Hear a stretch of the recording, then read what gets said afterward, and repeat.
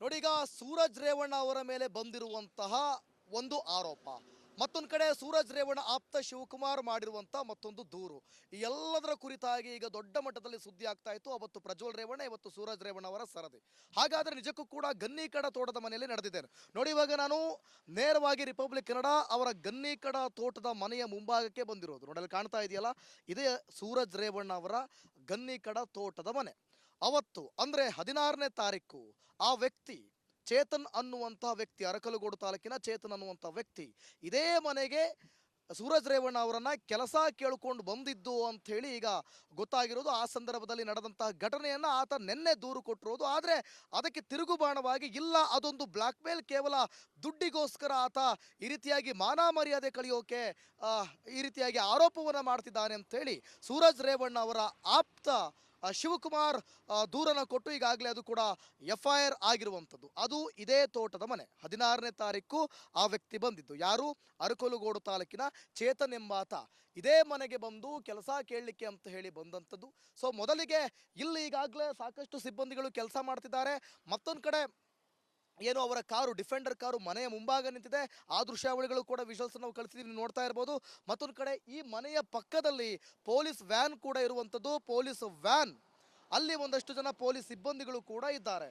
So ಹಾಗಾಗಿ ಒಂದು ರೀತಿಯಲ್ಲಿ ಸೂರಜ್ ರೇವಣ್ಣ ಅವರ ಮನೆಯ ಸ್ಥಿತಿ ಈಗ ಸದ್ಯಕ್ಕೆ ನೀರವ ಮೌನ ಅಂತ ಹೇಳಿದ್ರೆ ತಪ್ಪಾಗಲ್ಲ. ನಾವು ಸಿಬ್ಬಂದಿಗಳನ್ನ ಅಲ್ಲಿದ್ದಂಥವ್ರನ್ನ ಕರೆದು ಮಾತಾಡಿಸುವಂಥ ಪ್ರಯತ್ನವನ್ನು ಮಾಡಿದ್ರು, ಆದರೆ ಯಾರೂ ಕೂಡ ಬರಲಿಲ್ಲ. ಒಟ್ಟಲ್ಲಿ ಸೂರಜ್ ರೇವಣ್ಣ ಅವರ ಮೇಲೆ ಅಂಟಿಕೊಂಡಿರುವ ಈ ಆರೋಪಕ್ಕೆ ಏನಾರು ಅವರು ರಿಯಾಕ್ಟ್ ಮಾಡೋದು ಅಥವಾ ಉತ್ತರ ಕೊಡೋದನ್ನು ಮಾಡ್ತಾರಾ, ಅಥವಾ ಇದು ಮತ್ತಷ್ಟು ತಿರುವನ್ನು ಪಡೆದುಕೊಳ್ಳುತ್ತಾ ಕಾದು ನೋಡಬೇಕಾಗುತ್ತೆ. ಕ್ಯಾಮ್ರಾ ಪರ್ಸನ್ ಮಹೇಶ್ ಜೊತೆ ಅಶ್ವಥ್, ರಿಪಬ್ಲಿಕ್ ಕನ್ನಡ, ಹೊಳೆನರಸೀಪುರ.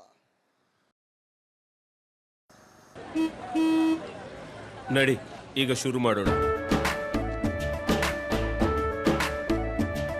ಕೇಸರಿಯಿಂದ ಮನೋಲ್ಲಾಸ ಮನಸ್ಸು ಮತ್ತೇರಿ ಕುಣಿದಾಡಿದೆ ನೋಡು, ಮನಸ್ಸು ಮತ್ತೇರಿ ಕುಣಿದಾಡಿದೆ ನೋಡು. ಕ್ಷಣ ಕ್ಷಣವೂ ಆಚರಿಸಿ ಕೇಸರಿ ಹಬ್ಬ. ವಿಮಲ್ ಬಾಯಲ್ಲಿ ಹೇಳಿ ಕೇಸರಿ.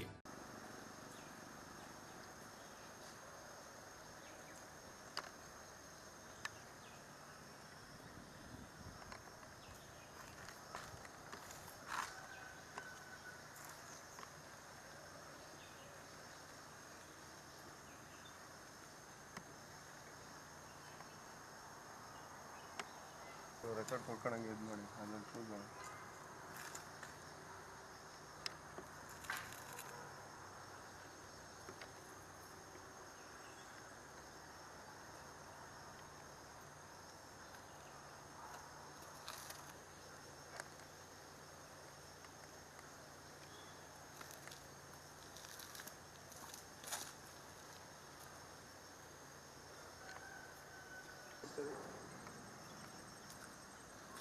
ಆ ಕಡೆನೂ ಹೋದವನು.